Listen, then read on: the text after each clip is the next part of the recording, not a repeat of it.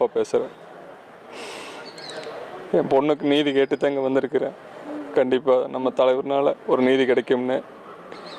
பிரேத பரிசோதனை முடிஞ்சோடனே நீங்கள் உடனடியாக எடுத்துகிட்டு போங்க, நாங்கள் உங்களுக்கு சப்போர்ட்டாக பண்ணுறேன்னு அங்கே லோக்கலில் இருக்கிற அதிகாரிகள், காவல் அதிகாரிகள், காவல்துறை கண்காணிப்பாளர் எல்லாமே ஒரு உறுதி கொடுத்து அந்த நம்பிக்கையில் நாங்கள் எடுத்துகிட்டு போனோம்.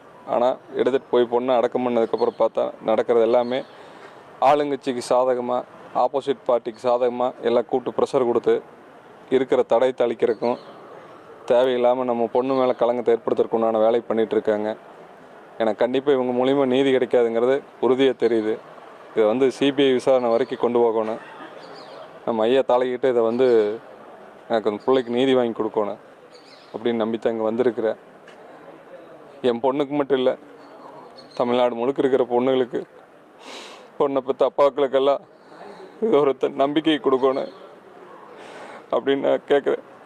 இதன் மூலிமா காவல்துறை அதிகாரிகள் வந்து நடவடிக்கை சுத்தமாகவே சரியில்லை. எங்களை வந்து அலக்களிக்கிறாங்க. சரியான வந்து இதெல்லாம் ஒன்றும் பிரச்சனை இல்லை, பார்த்துக்கலாங்க, நாங்கள் இருக்கிற அந்த செக்ஷன் போகிறோம், இந்த செக்ஷன் போகிறோன்னு வாயில் சொல்கிறாங்க. ஆனால் செயல்பாட்டில் வந்து சுத்தமாக ஒர்ஸ்ட்டாக இருக்குது. ஏன்னா அவங்க வந்து முழு மனதோடு இருக்காங்க. எங்களுக்கு வந்து சாதாரண எதுவும் நடந்துடக்கூடாதுங்கிறதுக்காக ஆப்போசிட் பார்ட்டிக்கு அவங்க முழு சப்போர்ட் பண்ணுறாங்கிறது கண்கூட தெரியுது. ஒவ்வொரு அதிகாரிகளும் வந்து மேலேருந்து ப்ரெஷர் வருதுங்க, சென்னையிலேருந்து வருது, செக்ரட்டரியேட்லேருந்தே கூப்பிட்டு பேசுகிறாங்க, நாங்கள் எங்களுக்கு ப்ரெஷரே தாங்க முடியல அப்படின்னு சொல்லி நேரடியாக வாய் விட்டு சொல்கிறாங்க.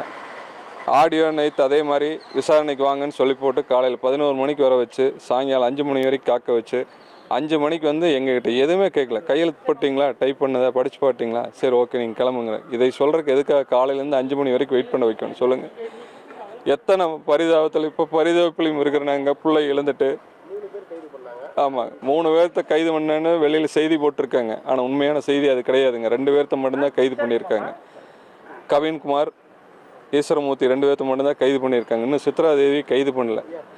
ஏன் கைது பண்ணலைன்னு கேட்டால் உடல்நிலை சரியில்லைன்னு சொல்லிக்கிறாங்க.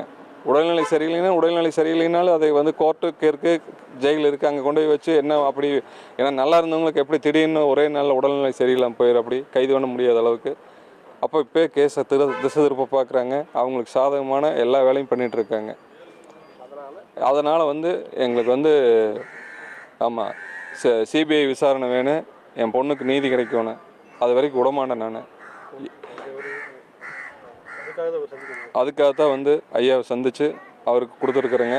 அவரு நீங்கள் லீகலாக என்ன பண்ணணும் பண்ணுங்க, மற்றெல்லாம் நான் பார்த்துக்கிறேன்னு இருக்காரு. கண்டிப்பாக இது வந்து கோர்ட் மூலிமா நாங்கள் அடுத்தது என்ன பண்ணணுன்னு அடுத்த வேலை பண்ணுறதுக்கு தயாராக இருக்கா. இது வந்து எங்களுக்கு